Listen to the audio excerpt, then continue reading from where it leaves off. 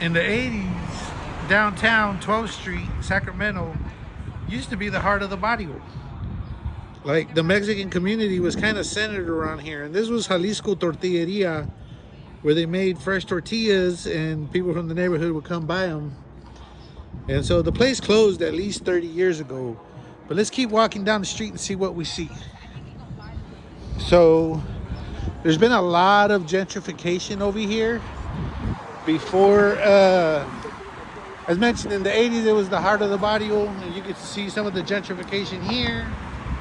Echo Alpha Environmental Engineering. That's well-to-do people moving in.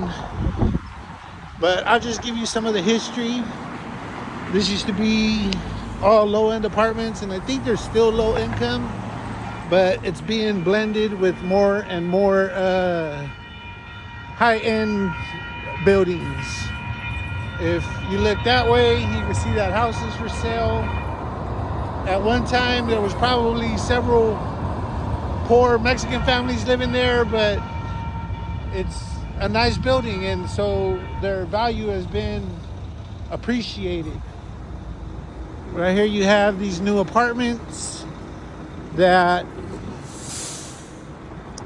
are next to the light rail as part of Sacramento's building transportation hubs, which is putting people close to public transport so that they drive less and reduce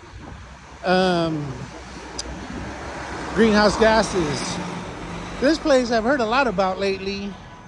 It's supposed to be authentic Italian pizzeria for lunch, so I'll have to come try them out for sure.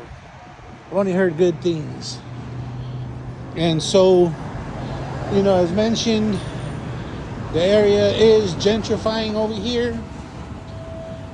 When it was the barrio, the city used to push all the homeless over here because, you know, these Mexican folks weren't going to speak up or anything.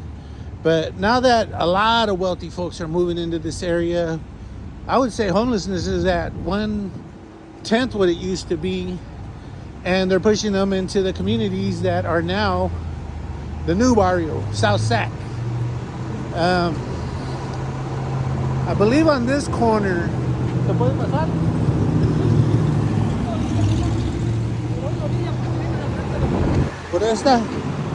so on this corner there used to be a bar, and maybe it was here, that was called Chato's Rendezvous Club.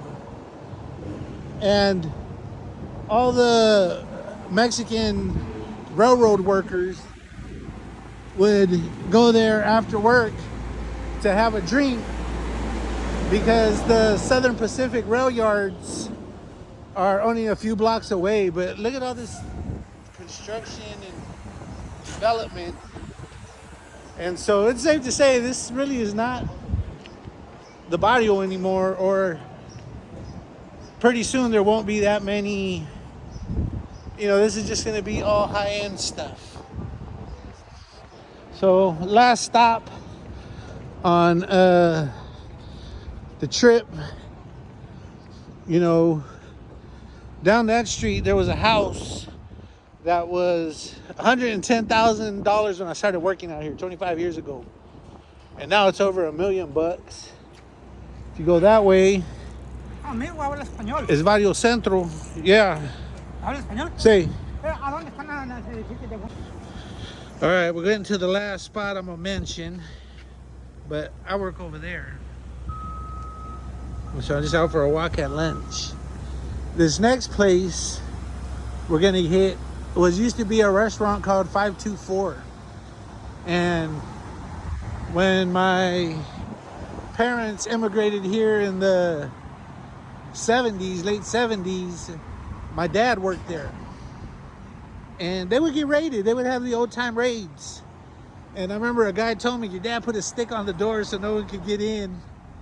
And you know, he's since passed away, gone, but this used to be the restaurant. And so there's a lot of history here on 12th Street for me, and I'm seeing it change. You know, you still saw a lot of homeless folks. This is the old 524. Now it's Hiso, Laos, and Thai food. Looks kind of populated with professionals. And here is an homage to the old neighborhood. This used to be a thrift store. Now it's Enlightened Beauty. And I used to go at lunch to about maybe like 8 thrift stores in the area. And I would buy some nice ass clothes. But they've all since closed down and become boutiques. But there's the homage to what the community used to be. If you look behind the trees, you can see the eagle with the snake, which is emblematic of the Mexican flag. And so that's kind of paying tribute to what the neighborhood was. But the truth is, they're pushing all the Mexicans out, and the homeless, and the black folks, to make this a destination for wealthy Bay Area folks that are tired of the rat race out there.